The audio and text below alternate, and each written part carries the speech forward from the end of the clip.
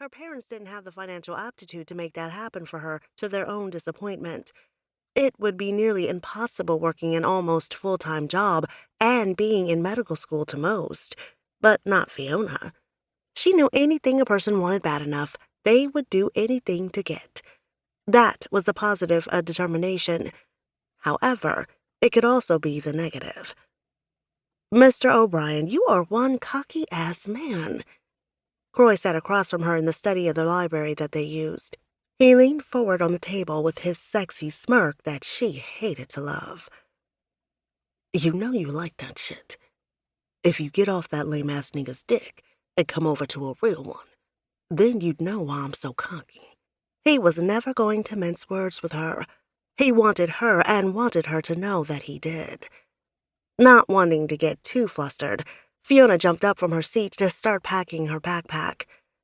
I'm not playing with you today, Croy. Yes, she liked him, but in her mind, there was no way he was really interested in her. She'd made that mistake before, falling for words of a fuckboy. At 23, Croy was 3 years Fiona's senior, and Adam was 5 years hers. Croy watched her pack her things, looking cute as fuck in her scrubs. She was curvy as fuck, and had the thickness in all the right places required to attract most men. Once she was unpacking, he stood from his seat to walk her to the door. I'll let you run today, since I have shit to do. Corey stepped close to her before looking down at her. Just know that road is running the fuck out. Everything about him was a threat to her spine flexibility. In a small voice, she asked, what happens when the road runs out? It was a dangerous question to ask, but she didn't care right now. Being around him made her want to do things that she never thought she could do. She waited with bated breath. Croy felt the pull between the two of them, but was the only one that was ready to react to it. He closed the small space that remained between them. With his stare on her, he lowered his lips to her ear.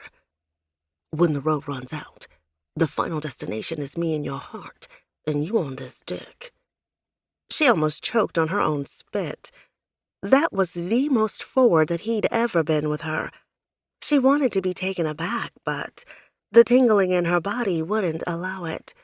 Without being sure of what to say, she leaned on her wet. Well, thank God for the road that we have left. Fiona's hand reached behind her to pull the handle down to leave as quickly as humanly possible. It was getting too damn hot in there. Croy laughed. You got that, love. Call me when you get your little ass home. That was their ritual after they parted from each other. He knew that she had to rush home to cook that lame-ass nigga dinner. Adam was a well-to-do trust fund kid that had it all handed to him. His father was a prominent surgeon who didn't really have time for his son, so he left him for others to raise. A lot was required of a person who was a surgeon. More was required when you were the first prominent African-American surgeon in the state. That was Adam's father, Bernard Adam Cochran. Fiona walked to her car at the slowest pace possible. She was not looking forward to going home tonight. She hoped that he would be too busy tonight with whatever hoe he was with and leave her alone. It was no secret to her that Adam loved indiscriminate pussy. It hurt her a lot in the beginning of their relationship, but after a while, she got used to it. Adam provided something that she couldn't afford at the time, a place to live. When Fiona met Adam, she was living in an Airbnb trying to make it work out. She was working a third-shift job just to pay for it. Adam came in like a tornado and shook up her life in what she thought was a good way. He was older than her, so there was a whole zaddy element. When he invited her to move in with him, she jumped on it. Her parents begged her not to, both making promises to get second jobs. There was something about Adam that her parents didn't like. Fiona used the key fob to unlock the door to her car. Outside of giving her a place to live, the most useful thing that Adam had done for her was provide her with transportation. She loved her luxury truck. Her phone vibrated just as she started her truck. Picking it up from the center console, she saw it was a text from Adam sending her a list of additional things to get from the store for dinner.